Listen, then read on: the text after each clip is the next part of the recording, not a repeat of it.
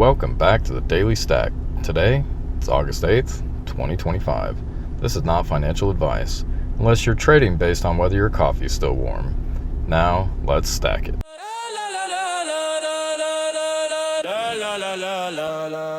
Stacking coins like a madman, hands in the vault. Dodging rug pulls, no scams, mans, that's the default. I flip these tokens like a pancake, butter up my stash, gas fees trying to cut me, but I'm quick with the cash. We're in a bull market.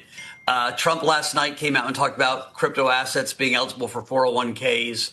I mean, that's a monster pool of capital. The markets are on edge, but holding firm after 4 days of ETF pullbacks, draining $1.5 billion from BTC products. And what we're just seeing is through these treasury companies, through all kinds of different avenues, the aperture of being able to buy crypto being widened and widened and widened. More avenues bringing people into the tent. Tuesday saw a rebound with 91.6 million returning across Bitcoin ETFs. It signals more than recovery. It's recalibration from institutions testing the waters, seeing enough signal in the noise to re-enter. What about Ethereum? Because that's been on a run as well. Yeah, listen, Ethereum has a story that's a little different than Bitcoin, which has always been we're going to be the base layer of trust where lots of projects get built on top of. And it's going to be so used by so many different industries and people that it becomes a currency itself, right? And that story's picking up momentum, especially with stable coins. Meanwhile, Ethereum is quietly gaining traction. Although the price dipped recently, ETH ETFs pulled in 73 million, led by ETHA, as investors pivot from speculative plays to utility and ecosystem growth. That moves the narrative from digital gold to digital infrastructure. BlackRock's massive $664 million shift. What's behind that move? BlackRock didn't just shift portfolios, they shifted their attention. On August 5th, they routed 2,544 Bitcoin, around $292 million, and 101,975 Ethereum, approximately $372 million, into Coinbase Prime. That's not redistribution, that's liquidity architecture. Coinbase Prime isn't where you go for whimsy trades. It's where institutions secure, manage, and juggle multi-asset holdings.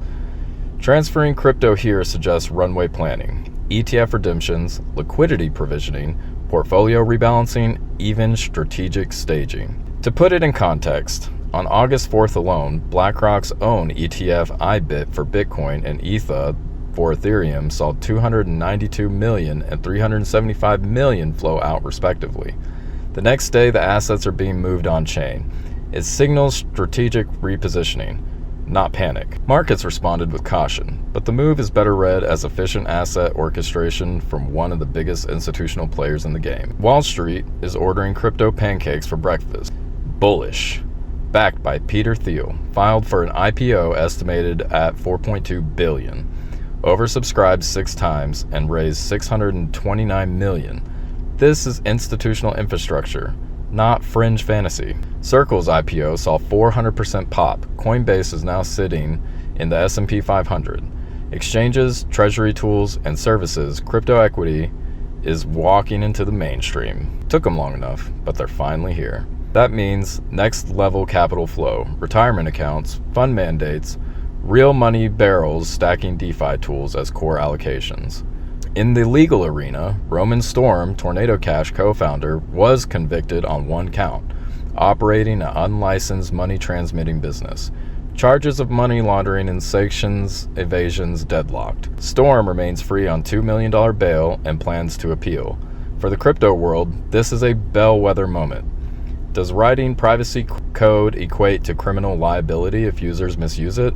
The prosecution cast Tornado Cash as facilitation for state hackers and illicit actors.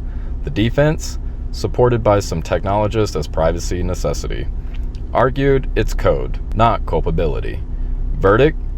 Grounds shift under developers' feet. The broader takeaway?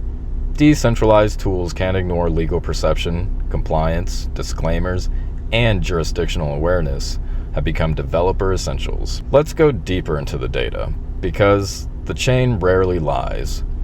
Ethereum's network traffic surged to 1.87 million transactions a day, nearing its January 2024 record.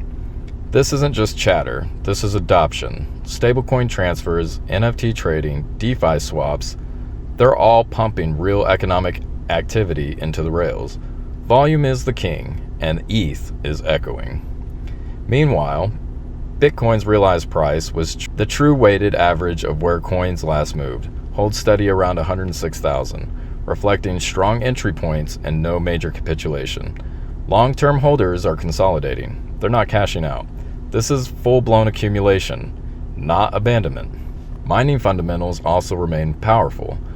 IRA in mining outperformed Marathon, delivering record production for July. That's industrial-level confidence underpins network security and long-term health.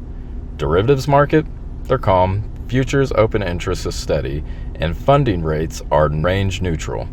No liquidation cascades, just players adjusting positions, not panicking. Stable funding is the unsung hero of a healthy stack point. Traditional banks are tiptoeing back into crypto like they didn't spend the last decade roasting it. This week, several major institutions, including Standard Chartered and HSBC, quietly expanded their crypto custody and tokenization division. Instead of retail-facing hype, they're locking in into partnerships, behind the scenes, focusing on infrastructure, tokenized bonds, on-chain settlements, and stablecoin integrations. Why? Because the game's changed. They're not trying to front-run retail. They're preparing for when compliance frameworks go global and institutions need a compliant highway to move billions. Quiet moves now, loud money later. Token 6900, 1.5 million raised in a blink. Viral mechanics still drive capital, albeit in shorter attention spans. Bonk on Solana gave traders heart flutters with 50% intraday swings. Again, volatility sells. But the shift is bigger. Ozak AI up 1,000% in pre-sale, fused AI forecast with DeFi yield. Analysts whisper Ethereum could hit $8,000 if Ozak's vision finds adoption. This is not surface memes, it's utility-laced hype. Crypto is starting to mature. The narrative is winning when it's paired with function. And that brings us to the tip of the day. Markets rebalance, not implode. Bitcoin ETF redemptions reversed. Today's capital return is strategic. Ethereum's inflows and transactions surge as they're painting structural adoption. Privacy developers, Storm's verdict is a wake-up call. Code without consideration isn't a shield. Legal awareness is part of your stack.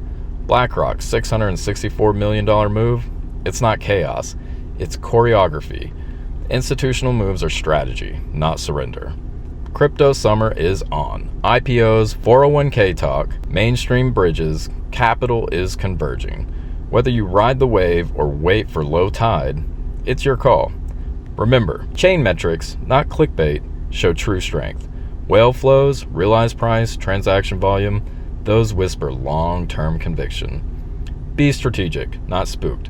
Your greatest holding edge is structure, not speed. Reminder, only ever click the official hardware link in the episode description. Skip Discord promos, Twitter DMs, or meme giveaway hypes.